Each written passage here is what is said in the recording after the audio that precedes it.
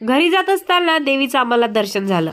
सकाळपासून उठलं, जेवण केलं, चहा पिलं, तेव्हापासून आमच्या दोघींची जराही इच्छा काम करायला होत नव्हती. आणि माझ्या हेअरस्टाईलकडे जराही लक्ष देऊ नका, कारण की आज मी आगळी वेगळी हेअरस्टाईल बनवली, एकदम चिप्पू चिप्पू.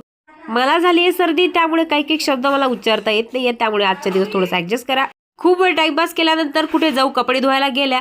डस्टबिनची बकेट, स्टीलची बकेट घासायला सुरुवात केली. जशा त्या तिकडे गेल्या तशा माझ्या मागेच काम लावून ठेवलं, हे घेऊन ये, ते घेऊन ये. त्यानंतर त्यांनी एक मला लिक्विड मागितलं, ते दिलं मी त्यांना. तर ते म्हणतात ते कसं यूज करायचं, लिक्विडचा कसा वापर करायचा सांगितल्यानंतरही त्या मुद्दा मला डोकं खात होत्या की म्हणत होत्या असं करायचं का तसं करायचं, मला समजत नाही, तू त्याची डॉक्टर आहेस. आता खरं सांगा, त्या बादली धुवायची डॉक्टर मी कशी काय झाली?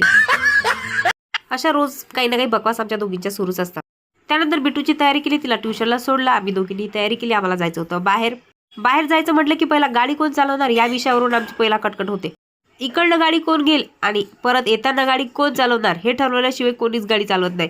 तिथे गेल्यानंतर आम्हाला समजलं की डॉक्टर तिथे नाही. आम्ही परत घरी आलो, झाडू वगैरे जाऊन मारला. इथे त्यांनी झाडू मारला म्हटल्यानंतर मला चहा ठेवावा लागला. दोघींनी चहा पिला. त्यानंतर त्यांनी खिचडी बनवली. खिचडी बनवून झाल्यानंतर बिट्टूचा आवाज आला. बिट्टू माझ्यासारखीच मस्तीखोर आहे. आर्यन आमच्या रूम मध्ये क्लास करत होता, हे बिट्टूला समजलं. बिट्टू तशीच आली आणि मला म्हणते, मम्मी खोल, मला ना ब्लँकेट घ्यायचंय. तिला ब्लँकेट घ्यायचं नव्हतं, तर मुद्दा मारूला त्रास द्यायचा होता. परत आम्ही दोघी निघालो डॉक्टरकडे जायला. सोबत बिट्टूला सुद्धा घेतलं होतं. तिथे गेल्यानंतर बिट्टूची एवढी मस्ती सुरू झाली. थोड्या वेळानंतर भाऊजीला बोलवलं, भाऊजी तिला घेऊन गेले. आम्ही पण डॉक्टरकडे नंबर लागल्यानंतर आम्ही घरी निघालो.